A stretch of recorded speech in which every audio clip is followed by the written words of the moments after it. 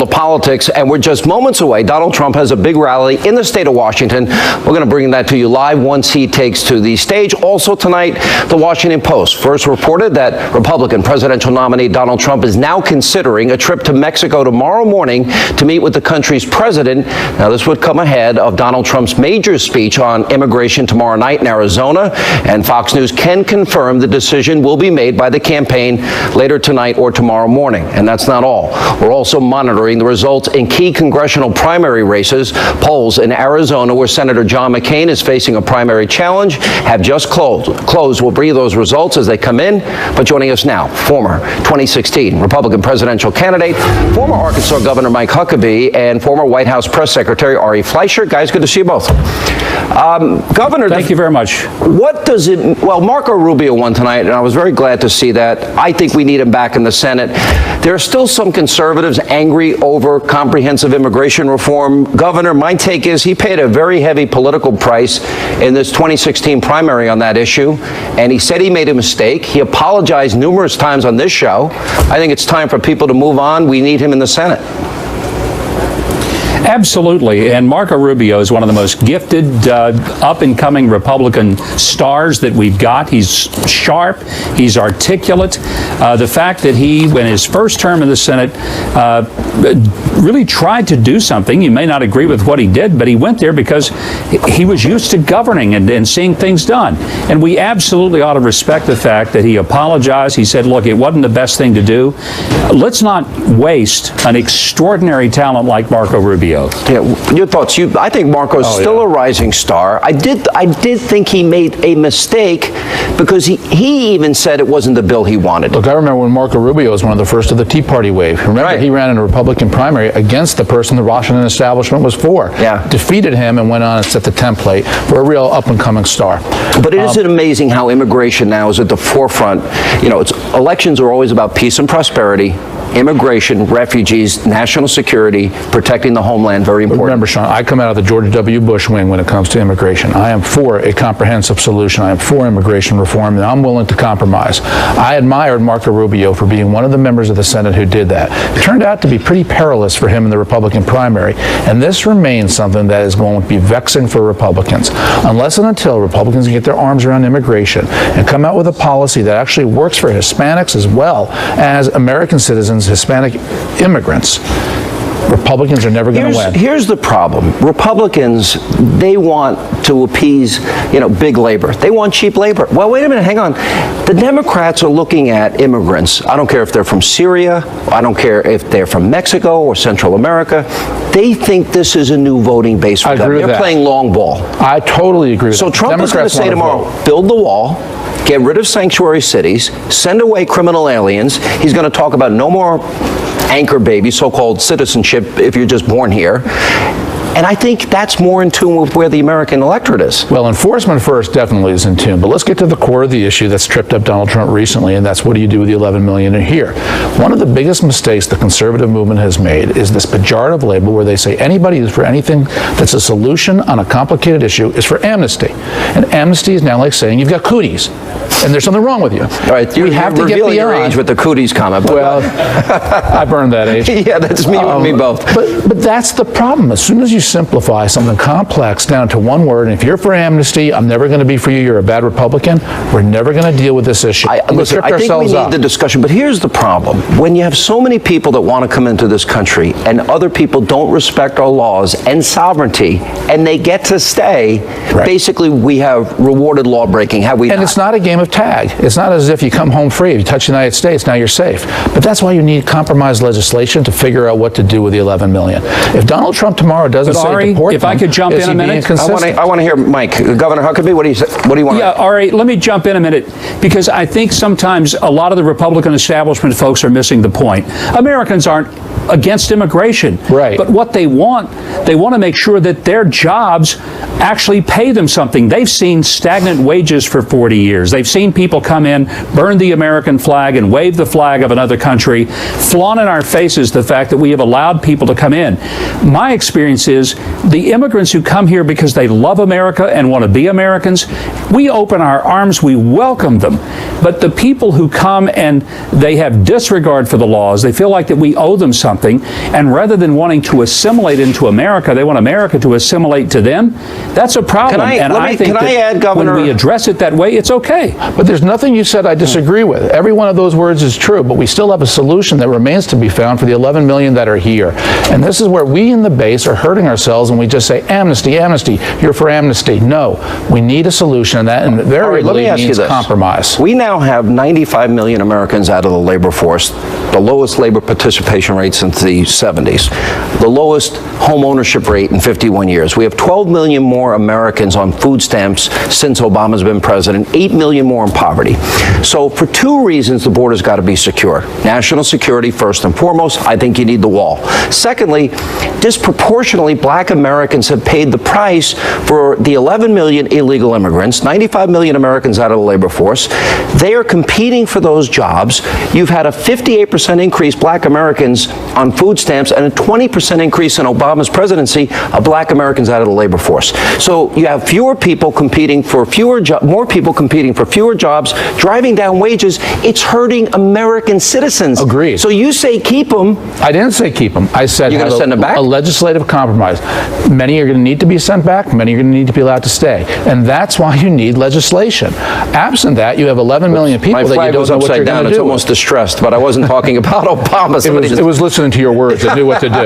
Yeah. But that's why compromise and enacting legislation is so important. But if all you do is say amnesty, amnesty, what you're saying is either deport the 11 million, which now Donald Trump is walking away from, or you're saying we never want a legislative solution. Mike Huckabee, what is the answer? Ari does bring up some good points. What is the comprehensive solution, if there is one? I don't believe we'll ever get to that. Well, I think what we're missing is that a lot of Americans would have a very different attitude, but not until they see the border secure. They don't trust the federal government, and why should they? The federal government has been saying we're going to secure the border, and they haven't done it. The real problem with immigration is not the fact that people want to come to America. I salute them for wanting to come here. My gosh, if I lived anywhere, I'd want to come too. I fault the federal government for absolutely failing to do the one job the government has, and that's secure the border, protect our because I got to run because we have Trump coming up. If we secure the border first and have this debate second, would you be okay with that? Yes, I would. But you're both not getting around to the fact of what do you do with the 11 million. You're both ignoring that point. If your boat's taking on water, what do you do? Well, I am for enforcement first, but I don't want it to be an excuse to never do anything with the 11 million and let them live in the shadows Americans forever. are always told we're going to have tax increases and spending cuts. You always get the tax increase up front. You never get the spending cuts. You always get the amnesty. You never get the wall built. Well, you can talk about both. You can have a sequence to legislation where it's enforcement first, and then after a year or 6 months, a trigger, then you have something that takes care of the 11. It's a good conversation. Thank you both. Appreciate it. All right. We've got a 2-minute warning. Donald Trump, he's speaking at a rally in Washington State. When we come back, he'll take to the podium. We'll carry that speech, and we'll get reaction from Geraldo Rivera and AJ Delgado. Also tonight, it's been another bad day for Hillary Clinton.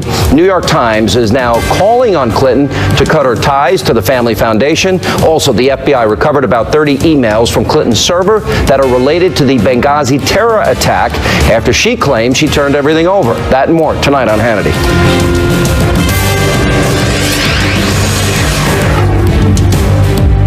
Hannity is brought to you by Miralax. It's a laxative you can love. It's easy to love your laxative when that lax loves your body back. Only Miralax hydrates, eases, and softens to unblock naturally, so you have peace of mind from start to finish. Love your laxative, Miralax. You both have a perfect driving record. Perfect. No tickets, no accidents. That is until one of you clips a food truck, ruining your perfect record.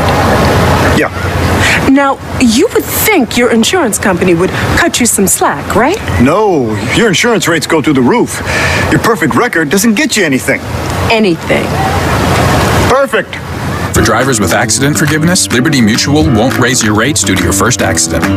Liberty stands with you. Liberty Mutual Insurance. Experience breathtaking Lexus performance in street legal form. Get great offers at the Lexus Golden Opportunity Sales Event. Get up to $5,000 customer cash on select 2016 models. End September 5th. See your Lexus dealer.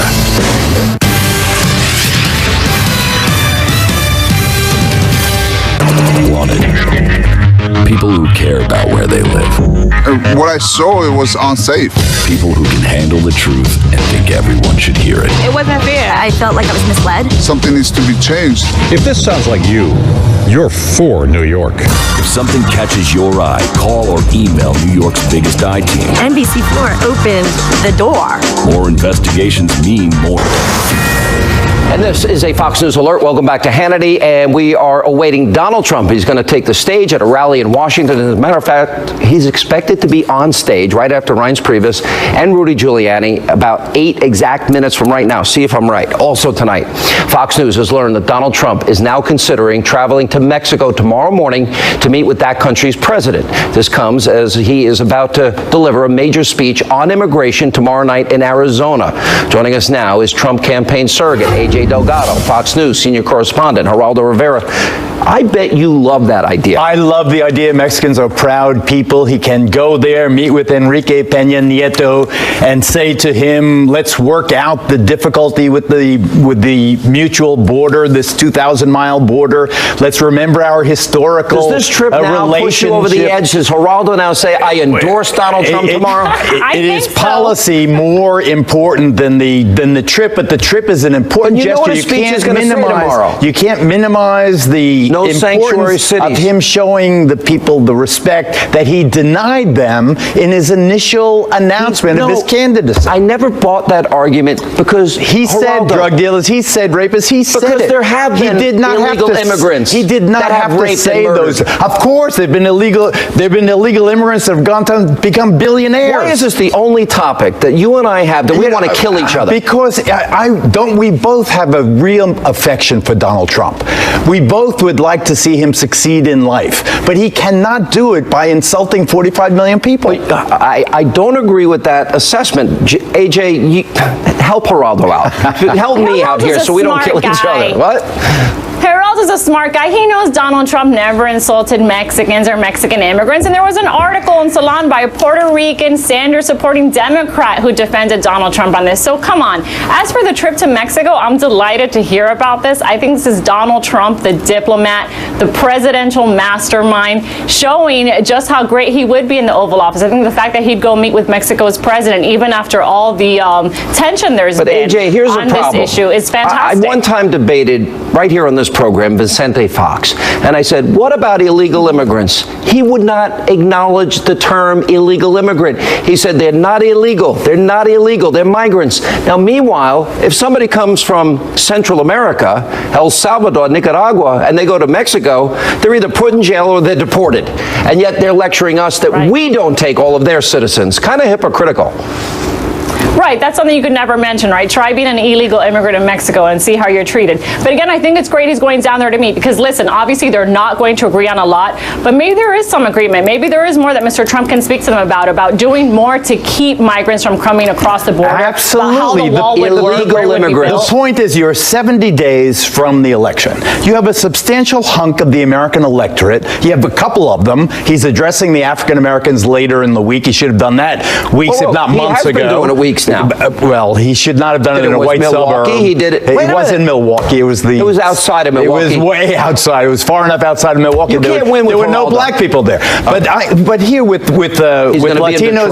Latinos specifically, there is mutual ground. Nobody wants drug dealers and rapists crawling across the border. We want control. But you have 11 million people, the vast majority of whom have never committed a crime in their lives. We have a million here in the New York City area. I've been down to the you never hear about. You know I've been down to the border 12 times. I've seen this up close and personal. All-terrain vehicle, helicopter, boats, horseback. I've been all the way from the Rio Grande to San Diego. Drug warehouses, tunnels dug from Mexico. I've been in all of it.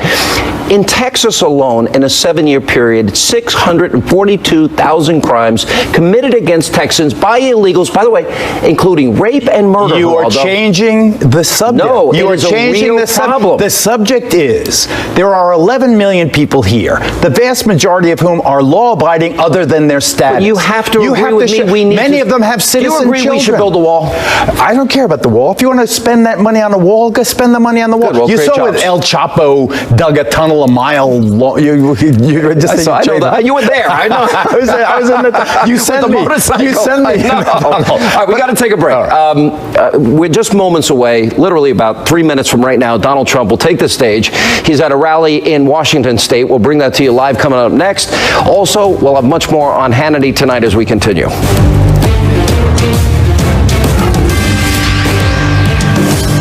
And there's a Fox News alert. We're just moments away from Donald Trump taking the stage. He's at a rally in Washington State. Also tonight, the New York Times liberal editorial board, they say Hillary Clinton should cut her ties with the Family Foundation. Here with reaction, former Clinton pollster, Fox News contributor Doug Schoen, and from the Washington Times, Charles Hurt. She promised there would be no conflict of interest when she was Secretary of State. Now we know she sold Access, Doug Schoen. So from my perspective, any word that she gives that she's going to cut ties is meaningless. Well, I think she should cut ties. I think politically it's significant, even if substantively you have doubts. Sean, this is a political campaign, 70 days to go. She should follow the lead of logic and so she should good lie politics to us again, say she's cutting ties, and then sell Access like she did as Secretary of State. That's what you're saying. No, I'm not. I'm saying she should cut ties and win the election, and then go on to be president. Charlie, she said that before, and then she kept the ties, and then she sold Access, and her contributors made money as a result of introductions she made. So. Well, this is the whole logical, dog chasing his tail logic about the whole thing. If there was no problem, as they've insisted all along, then why do they have to step down if they're elected president? And the second thing is that, of course, what we're also finding out is not only were they selling Access to the State Department, but they didn't even abide by the rules that the Obama administration placed on them in the first place. So even if they agreed to say, okay, Bill Clinton's going to step away, Chelsea Clinton's going to step away, it's still the Clinton Foundation. Who's to say, are you going to trust them not to continue to sell Access to the U.S. government under the table? I don't trust anything these people say. You look at these polls now, and you got a number of them that show Donald Trump has made a lot of headway. Here you can see that's, I think, Rudy Giuliani making it to the podium right after Rudy. Donald Trump will be up. You see he's up 3 in the LA Times poll. You see he's now tied in Ohio. One poll has him up +1 in Florida. The polls have shifted dramatically. Is it because of Hillary's lying again? Is it because of Hillary selling Access again? Do you think it's because Hillary overreached on playing the race card with Donald Trump last week? I think it's a 1-point movement to 5 points in the Real Clear average. No, it's actually it's two-way. It is. I checked. It's cut in half. And it's 4 points in the 4-way race, and it's down about a point or two over the weekend. She's still ahead in 10 swing states, 272 electoral votes. In a week, it's been cut in half, and now in swing states, she's doing a lot better. Charlie Hurt, what's your take on it? Did her playing the race card hurt her? I don't know if it hurt her or not, because that sort of thing is very, very effective among Democratic voters, unfortunately, and that pretty much explains why this country is where it is right now in terms of race relations. But I think the most important thing here is, you're right, they're basically tied up at the moment, or within a couple of points of each other. But the bottom line is, we're still in August. We haven't even had the sort of, the unofficial kickoff of the general election campaign, which is until next week. And I swear, over the next 70 days, no telling what's going to happen, but Donald Trump is running with the wind at his back, because he's running as an outsider. Hillary Clinton is the insider. Hillary Clinton has all these terrible scandals, and if Donald Trump continues to remain focused, I think we could be looking at a huge advantage for Donald Trump in a matter of weeks. You actually had good advice, Doug, even though you're supporting Hillary, for Donald Trump. And your advice was he should say he's an agent of change. And that should be the campaign. That gets him Democrats, that gets him independents, and allows him to broaden his base. Charlie Hurt mentioned it. We've discussed it. That's where he should go. He should tighten his message even further. Yeah. All right. One of the things that I think at this point in time, Charlie, I think we've seen Donald Trump on message for the last 2 weeks. I think Hillary Clinton has had her ethical issues come up once again, selling access to her office, etc. We now have 30 emails, apparently records recovered by the FBI from her server, maybe related to Benghazi. We'll watch that very closely. Emails seem to be a big issue for her almost every other day or every other week. So if Donald Trump stays on message, if Donald Trump never mentions other people but Obama and Hillary and offers solutions, amen, and he prepares for these debates, what states do you see him winning? I think that he could this has been the threat of Donald Trump to both parties, the establishment of both parties all along. Donald Trump stands to possibly remake the map all across the country in terms of, for 30 years now, we've been locked in these blue states, red states, and the people sort of pick off the ones on the edges that sort of, Ohio, Florida, they go either way. Donald Trump, honestly, if he takes his populist message and stays on message, and Hillary Clinton continues to have all this bad news, Donald Trump could be winning in places like Michigan, in places like Pennsylvania. That is huge. And if he's within the margin in Pennsylvania, the Emerson poll had him within the margin in Pennsylvania. Wait a minute. Yeah. Well, look, I'm not arguing here spin. If he wins Pennsylvania and Ohio and Florida, he's got a great chance to win. The Emerson poll is the only one to show it as close it is. We'll see if it is an outlier or not. But Charlie's right. It's a Midwest strategy because he's probably going to lose Colorado and Virginia. All right. And one other thing that is vital, though, Donald Trump also has to have a positive message and talking about the contributions that all these people who are not in the labor force could be making to the economy. I think that is vitally important for his campaign. It's all about change. That's the key word. Well, listen, look at the numbers. These numbers are important, and if I was Donald Trump, I'd mention this every day. The worst labor force participation since the 1970s, a 51-year low in terms of home ownership rate in the country. You've got the worst recovery since the 40s. You got a doubling of our national debt, 12 million more Americans on food stamps, 8 million more in poverty. The black community, Hispanic community have been particularly hit hard. I think there's a lot to run on there. And then if you add Sean, Benghazi, he should listen to you. He should listen to you. Okay, and he should say he has a positive message on the economy. Well, I think his message about energy and I think his message about repatriated money, trillions of dollars overseas at a low rate to build manufacturing centers and factories, that works for American workers in Michigan, Wisconsin, Ohio, Pennsylvania. All right, guys, got to run. Literally. Thank you so much. Rudy Giuliani wrapping up. Then we've got Senator Sessions, and then Donald Trump will take the stage in about 5 minutes from right now. And when that happens, we'll bring you that rally from Washington State Live. Also, according to reports, Hillary Clinton is going to extremes to prepare for the first presidential debate against Donald Trump. We're going to tell you what the Clinton campaign is up to, that and more as we continue tonight right here on Hannity. And this is a Fox News alert. As you can see, we are awaiting Donald Trump. He is expected to take the stage in a rally in Washington State in about, 3 minutes. We'll bring you live when that happens. Also tonight, with the first presidential debate just around the corner, Fox News has learned that Hillary Clinton is going to very extreme measures to help prep for her matchup against Donald Trump. The New York Times first reported this morning that Clinton is seeking advice from psychology experts. She wants to figure out how to get under Donald Trump's skin, and that's not all. The Clinton campaign has also spoken to the ghostwriter for Trump's book, The Art of the Deal, and has at least 25 researchers looking into Trump's past. Here with reaction, Fox News contributor Mercedes Schlapp, Trump campaign national finance member and co-host of Wall Street Week on the Fox Business Network, Anthony Scaramucci, as well as pollster Lee Carter. All right, Mercedes, this is funny to me, but Hillary can't run on Obama's economy because of what I just said in the last segment. Hillary can't run on Libya, Iran, Iraq, Afghanistan, Egypt, or the Russian reset. So the only thing she's got is to get under Donald Trump's skin. And she's going to jab and poke and prod and punch and try and aggravate, irritate, upset, hurt his feelings, and show the American people that he'll bubble and fizz like Alka-Seltzer in water, and then she thinks she wins the presidency.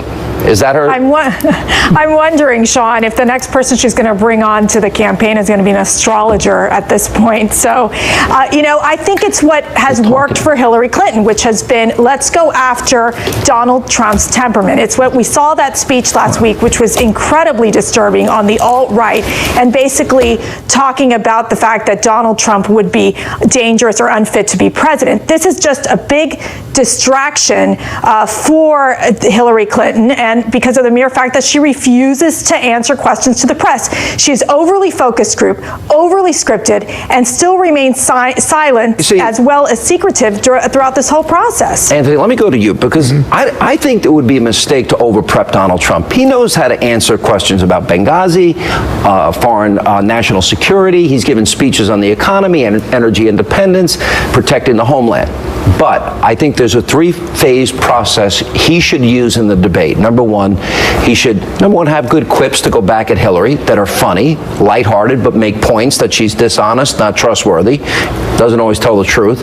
Then he's got to point out how Obama and Hillary and her policies have failed, and then pivot to what his solutions are. And I think every answer, if you focus on that and don't react to her prodding and poking and irritating you, I think he wins. Well, that's the litigation. So if you look at the campaign over the last 2.5 weeks, they're building up to that, Sean. And so they're putting the building blocks in place, and they're also going out and making that outreach into the African American and Hispanic communities, explaining that the left-leaning policies actually have not helped them. If anything, they've crippled the aspiration in their neighborhoods. And so as he starts to bring that out, I think you'll have a very big comparison and contrast with her. What do you learn in trial advocacy your first year in law school? If you're wrong on the facts, you have to attack the person super hard. So the ad hominem approach that she's taking is evidence that she's behind on policy. Lee, what I heard is they took every single debate and every moment in the debate with the 16 other candidates, anything that seemed to aggravate, agitate, upset, hurt his feelings, and they used all of that, and they're putting it together, and she's going to constantly jab.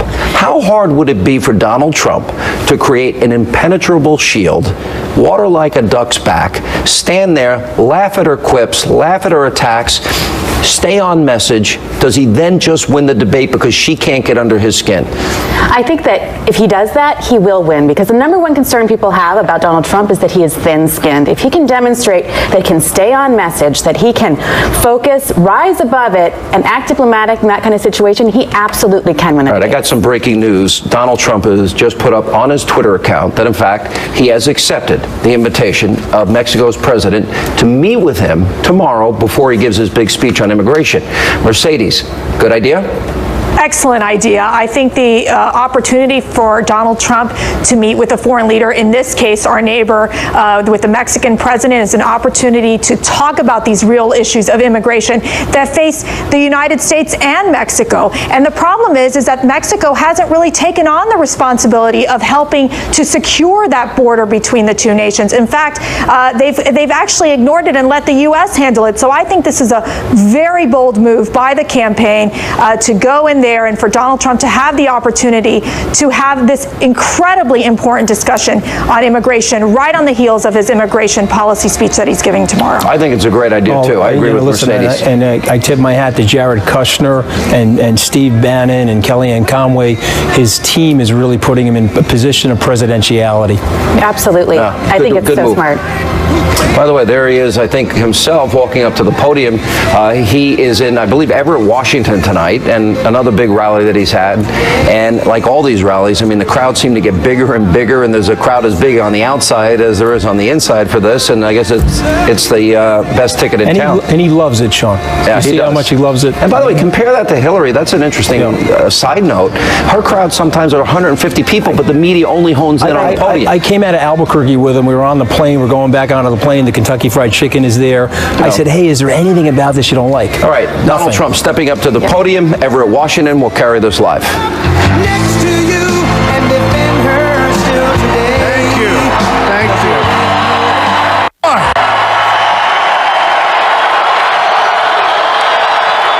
Thank you.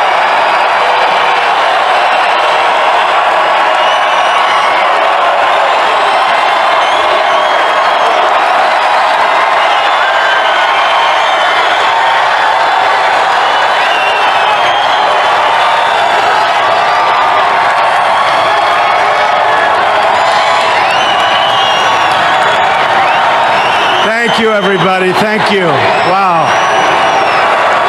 Wow.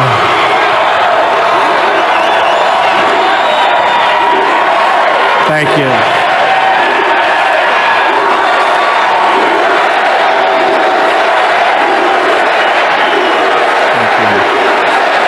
Thank you, everybody.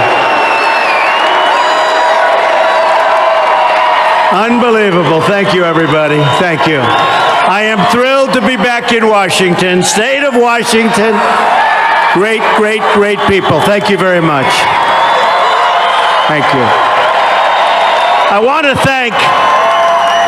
thank, if I could, because they work so hard. And, you know, outside right now, they have over 8,000 people trying to get in. And we set the record. I don't know how old this building is, but it's not brand new. And we set the record for attendance tonight. So I just want to thank you. Thank you very much.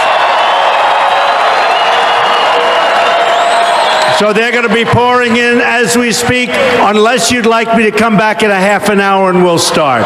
No? No? All right. I want to thank Susan Hutchinson, who's in the audience someplace. Susan, done a great job. Brian Danzel. Where's Brian? Brian is over there someplace. I want to thank Don Benton, Senator Benton.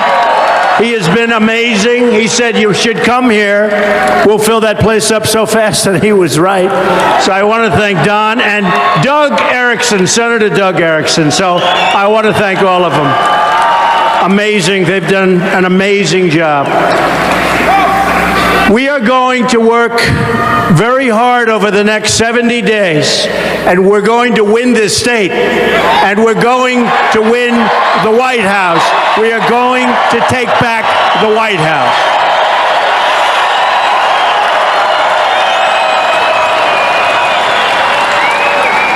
You know, a Republican would never come to the state of Washington. And you know, on television, they said, I wonder why he's going to the state of Washington. Because you know what? Republicans don't win it, but we're going to win it. That's why I'm here. That's why I'm here.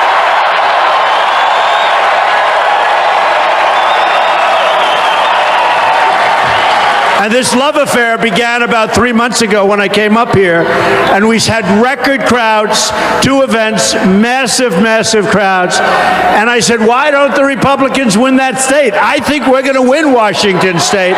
So that's the story. That's why I'm here. That's why I'm here. And I don't know if you saw, but poll numbers came in today that are phenomenal. We're leading in Florida. We're leading in North Carolina. We're leading on a national basis in some of the polls. Los Angeles Times, we're 2 or 3 points up. We're doing really well, folks. I'll tell you what, it's all coming together. And when you see crowds like this, people fully understand why. I will tell you. Thank you. So, we are going to have a great victory for the people. People. Remember, for the people. It's going to be a victory for every citizen whose voice has not been heard. And that's a lot of people. It'll be a win for the voters, not the pundits, not the journalists.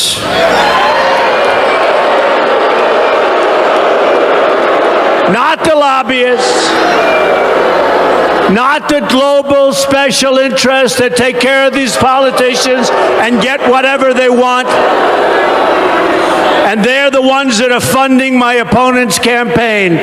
Millions and millions and millions of dollars, and they have total control over crooked Hillary Clinton. Believe me, total control. This is going to be your victory. It's going to be your victory. It's going to be your victory. True.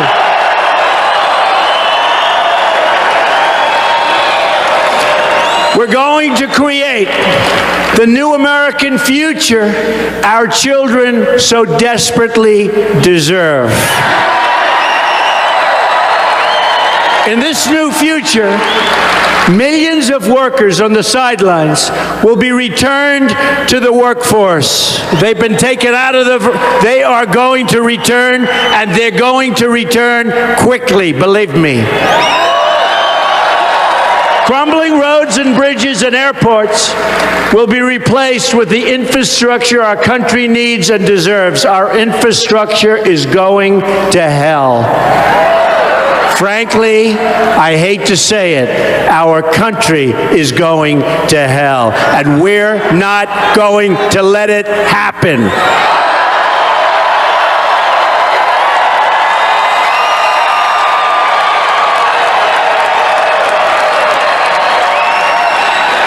Families trapped in welfare will be provided with jobs and opportunity. Government will become lean and mean, except it'll have a big, fat, beautiful heart.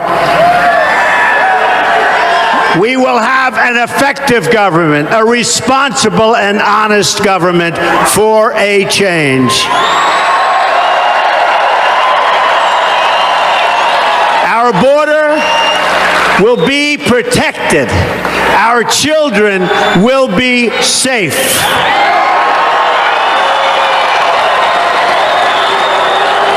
People don't talk about the inner cities, but I'm talking about the inner cities.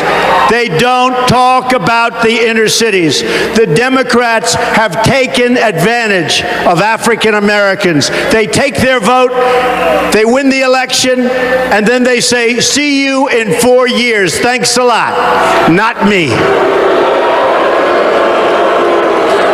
We will rebuild our inner cities and provide safety and peace to all of our citizens.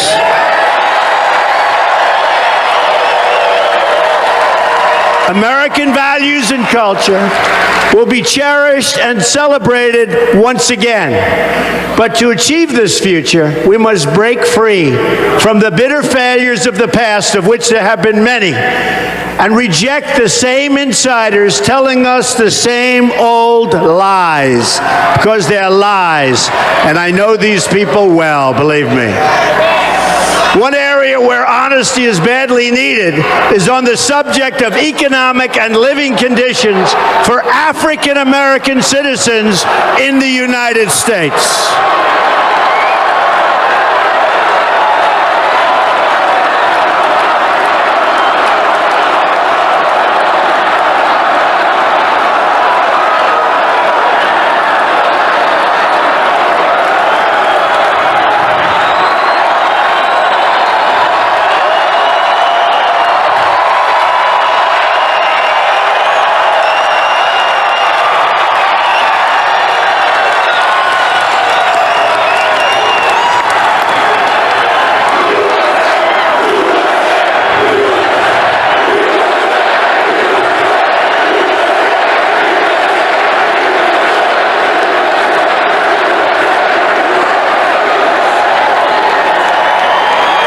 Thank you. And thank you to law enforcement and our police.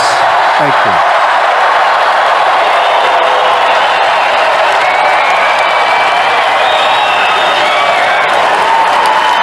Millions of African Americans in this country have succeeded greatly, and their contributions to every area of our life, and they have done so much. And now, throughout history, we should celebrate and cherish that success. But this includes tremendous and amazing achievements in art, science, sports, music, business, etc. It includes millions of African American entrepreneurs, innovators, and the millions of African American workers in our middle class. But we must also talk about those who have been left behind.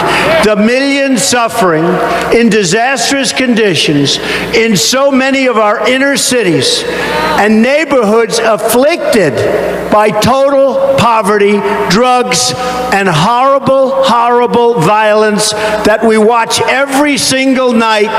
Every single night, you turn on the news and you see the violence, and it's horrible. No group in America America has been more harmed by Hillary Clinton's policies and the policies of Democrats who have run our inner cities for literally 50, 70, 80, 90, even 100 years. Nobody has been hurt more than African Americans.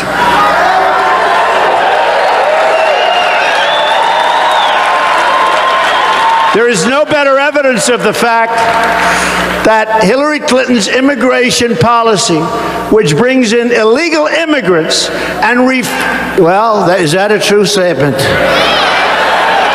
It brings in illegal immigrants and refugees to take jobs from our hardworking African American and Hispanic citizens, and they want those jobs. Instead of providing free health care and jobs to millions of refugees from around the world that we have no idea even where they come from, we should rebuild our inner cities and provide jobs to struggling Americans that have been struggling for years and years.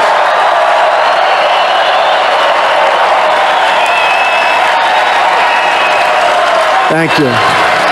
Tonight, I'm asking for the vote of every African American and Hispanic citizen in this country who wants to see a better future, who wants to see real positive change.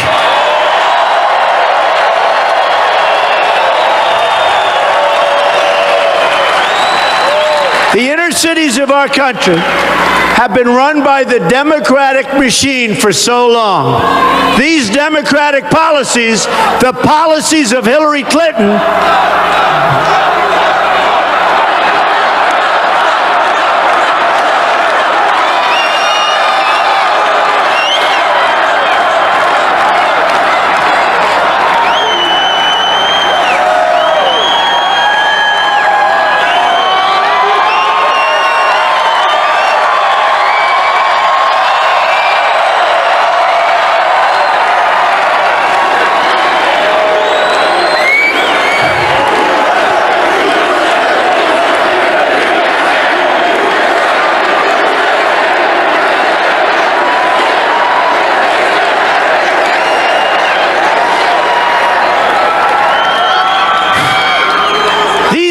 Democratic policies, the policies of Hillary Clinton, have produced only poverty, joblessness, failing schools, broken homes, and rising crime.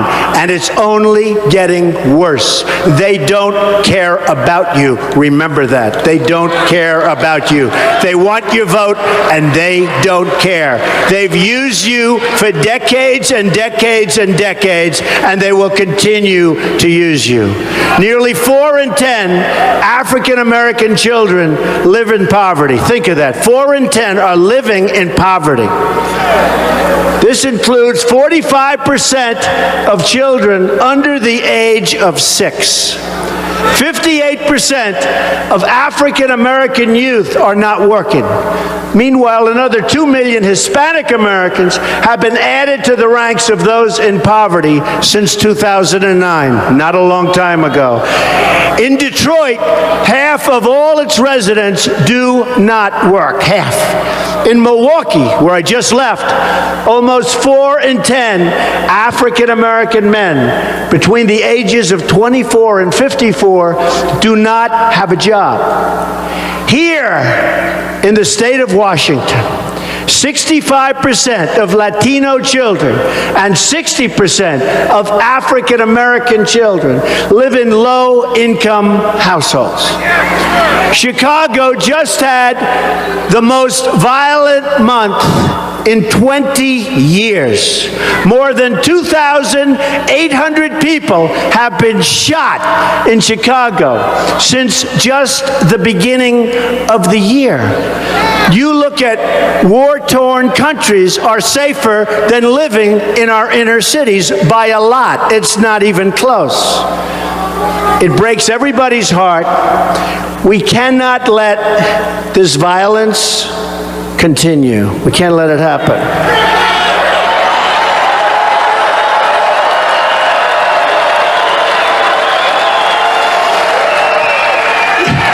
It will and it must be ended. Under a Trump administration, it will indeed end.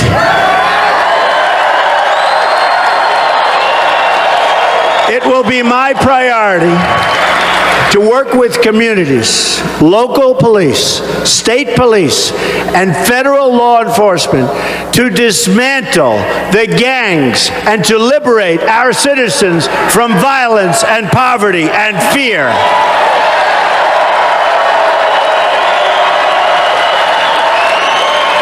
I will appoint the best judges and prosecutors and federal investigators who will make this their personal mission, and so many people want to do that. There is one thing which can no longer be denied. If you keep voting for the same people, you will keep getting the same horrible results. Remember that.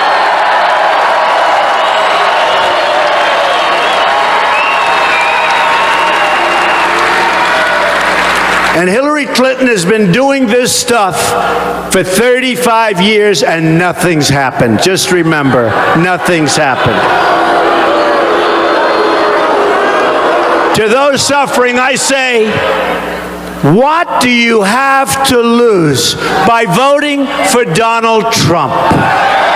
I will fix it. I will fix it.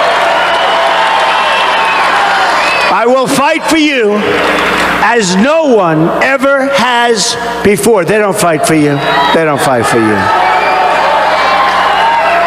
Let me also tell you what you have to gain. Jobs, opportunity, security, safety, great education, and many other things. Many, many other things.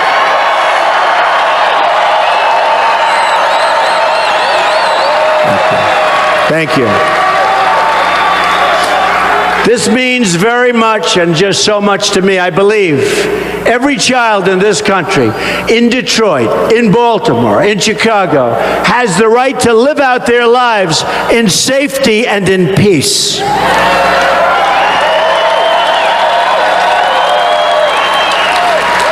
In the Wall Street Journal today, Heather McDonald of Manhattan and the Manhattan Institute just wrote an important article about the soaring crime, and it is soaring like you've never seen before in our inner cities, and the responsibility of Democratic politicians for creating this horrible problem. Big article, highly, highly respected person.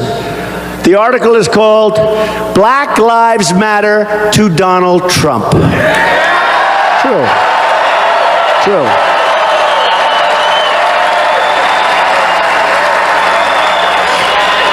She writes that Mr. Trump's call to restore law and order recognizes the right of inner city residents to enjoy the same freedom from fear that the rest of America now really takes for granted.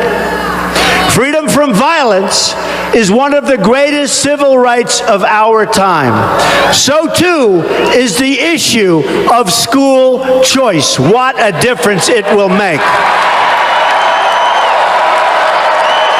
What a difference it will make.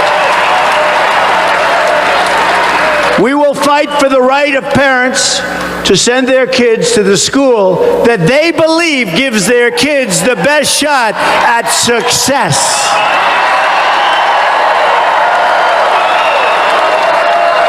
I will not accept, and neither will you, a future in which children, and think of this, children of color, any color, in this country are not fully included in the American dream.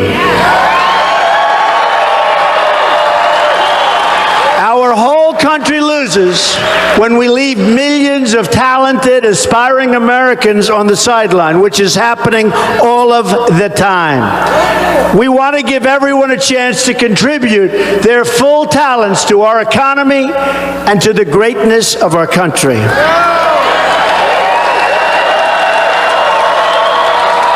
Remember, and most people don't know this, The Republican Party is right? You know what I'm going to say, right?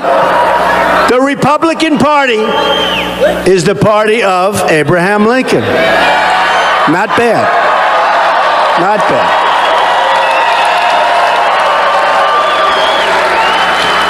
It's also the party of freedom, equality, and opportunity. People have forgotten it so long now.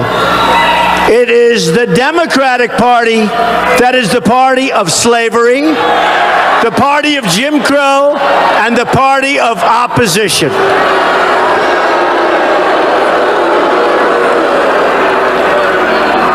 By the way, is there any place better to be than a Trump rally, right? Any place.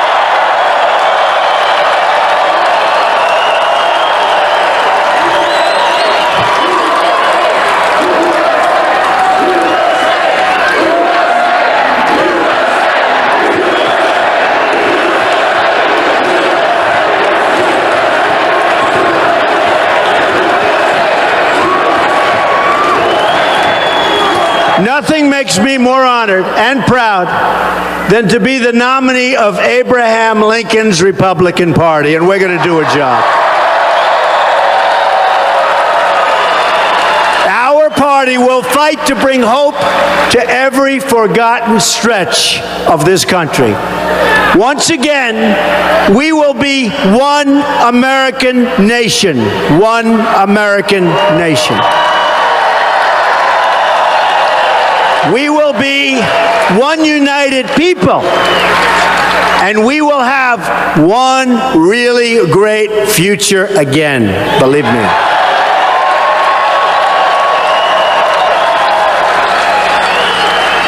And the great future will be built on these three critical words: jobs, jobs, jobs.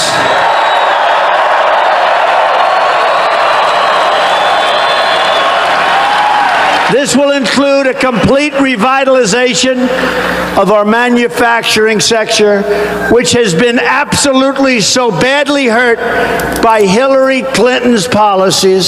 So badly hurt. All right, unfortunately, that's all the time we have left this evening, and thank you for being with us. We will be live 10 Eastern tomorrow night for reaction to Donald Trump's big speech on immigration. Thanks for being with us. Have a great night. We'll see you back here tomorrow night.